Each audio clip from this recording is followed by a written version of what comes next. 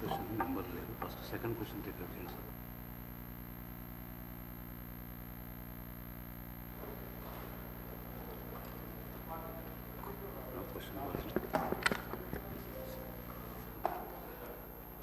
Now question number 1310. గౌరవ మంత్రి పొన్నం ప్రభాకర్ గారు. అధ్యక్ష, జవాబులు టేబుల్ చేసినాం అధ్యక్ష.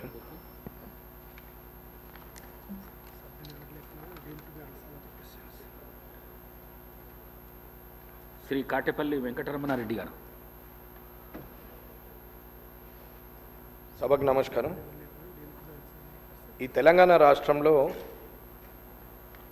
ఇప్పటి వరకు ఎలక్ట్రిక్ వెహికల్స్ ఏవైతే అమ్మకాలు జరిగాయో అవన్నీ ఎన్ని వెహికల్స్ ఇప్పటి వరకు ఎలక్ట్రిక్ వెహికల్స్ వచ్చాయి, దాని మీద ఎటువంటి ఆలోచన ఈ ప్రభుత్వం చేసిందనే దాని మీద నేను సభకు ప్రశ్న పెట్టడం జరిగింది.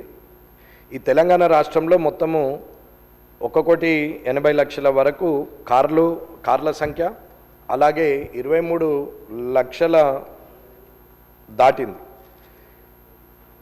ఇప్పుడు తెలంగాణ రాష్ట్రంలో మొత్తం వాహనాలు అన్నీ కలిసి 1,80,00,000 ఉంటే కార్ల సంఖ్య 23 లక్షలు దాటిపోయింది.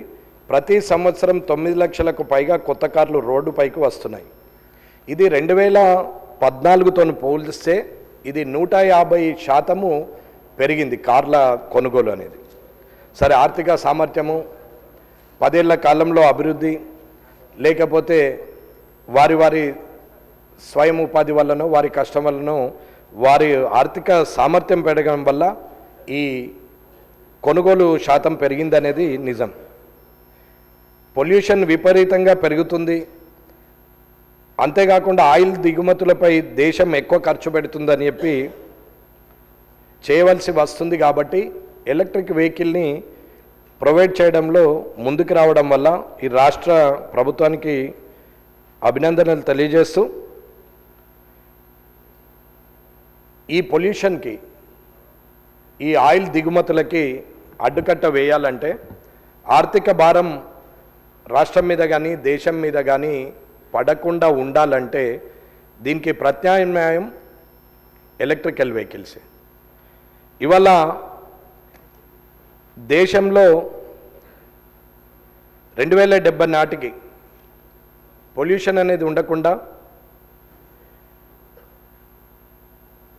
మొత్తం ఎలక్ట్రిక్ వెహికల్లతోని ఉండిపోవాలనేది ఒక లక్ష్యంగా పనిచేస్తున్నప్పుడు ఈ ఎలక్ట్రిక్ వెహికల్స్కి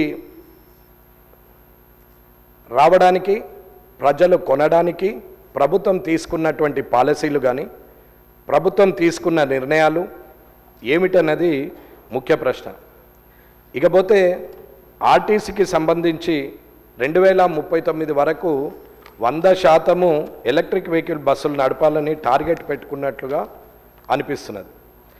ఈ రాష్ట్ర ప్రభుత్వము అలాంటి ఆలోచన చేయడం అభినందనీయమే. అది నిజంగా చేరగలిగే